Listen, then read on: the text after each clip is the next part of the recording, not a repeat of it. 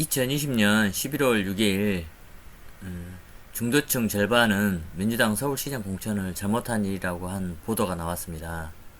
이와 같은 보도는 공천을 하지 않겠다는 민주당 당헌 규정에도 불구하고 서울시장과 부산시장을 공천하기로 한 더불어민주당의 결정에 대해서 잘못한 일이라고 생각하는 국민이 잘한 일이라고 생각하는 국민보다 많다는 것을 보도한 것입니다.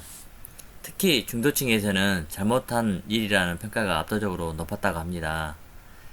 이와 같은 일이 발생한 것은 민주당 소속인 고 박원순 전 서울시장과 오거돈 전 부산시장은 성범죄에 연루돼 시장직에서 물러났기 때문이고, 민주당 당헌에서는 이 경우에 재보궐선거에 공천하지 않도록 되어 있었는데요.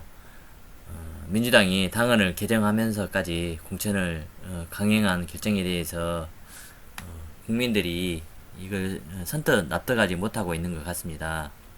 물론 지금도 이에 대해서 국민들은 납득을 못하고 있는 것이죠. 그리고 더불어민주당 안에서 이 일에 대해서 당원들이 직접 나서가지고 이것을 개정하자고 한 것이 아니라 민주당에 있는 지도부라고 한가요? 그 지도부에서 이걸 상정해가지고 인터넷으로 투표해가지고 개정한 것입니다. 이렇다 하면은 앞으로 민주당이 이번에 서울시장이나 부산시장 선거에서 다행히 괜찮은 결과를 보이면 좋겠지만, 그렇지 못했을 경우에는 또다시 반성한다 하면서 또 당헌을 개정해가지고 공천하지 않겠다고 하면서 또 국민들한테 바싹 엎드려가지고 또 자신의 정당을 잘 봐주라고 하는 일이 발생할 수도 있지 않을까요? 저는 그렇게 생각합니다. 그래서 이번 서울시장이나 부산시장 선거에서 민주당이 좋은 결과를 낳기에는 녹록지 않을 것이라 생각합니다.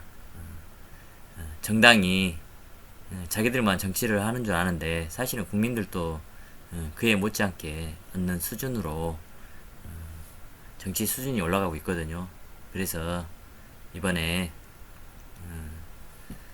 민주당이 이와 같은 일에 대해서 올 선거 때 어떤 결과가 나올지 참으로 궁금합니다. 반면에 정의당은 지금 현재 대표 사퇴와 관련해서 보궐선거에 공천을 해야 된가 무공천을 해야 된가 지금 고민하고 있는 것 같습니다. 사실 정의당도 이번에 공천하지 않아야 되지 않을까요?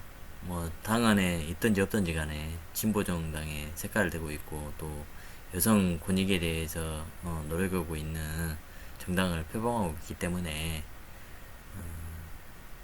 정의당이 비상대책회의를 통해서 4월 7일 다가오는 4월 7일 선거에 어떻게 대응할지 국민의 눈이 집중되고 있습니다.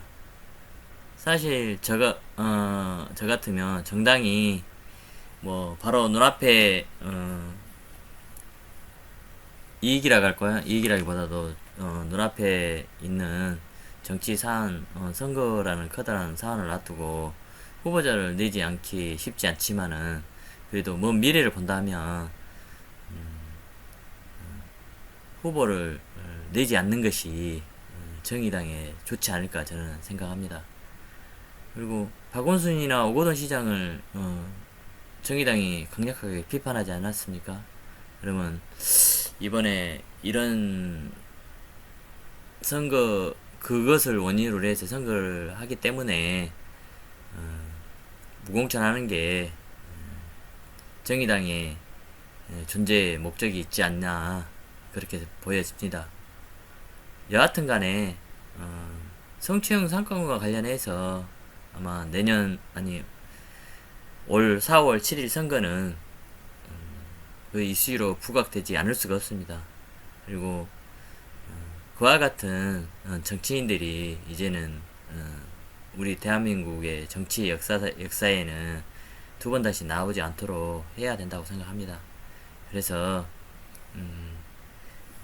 민주당과 정의당의 정치 수준이 이번 서울시장이나 부산시장 선거를 두고서 공천을 하는지 무공천으로 가는지를 두고 그걸 보면 판단될 것 같습니다. 국민들은 멍청하지도 미련하지도 않습니다. 현명합니다. 아마 투표로서 앞으로 우리나라 정치가 나갈 방향을 제시해야 될 것이라 생각합니다. 감사합니다.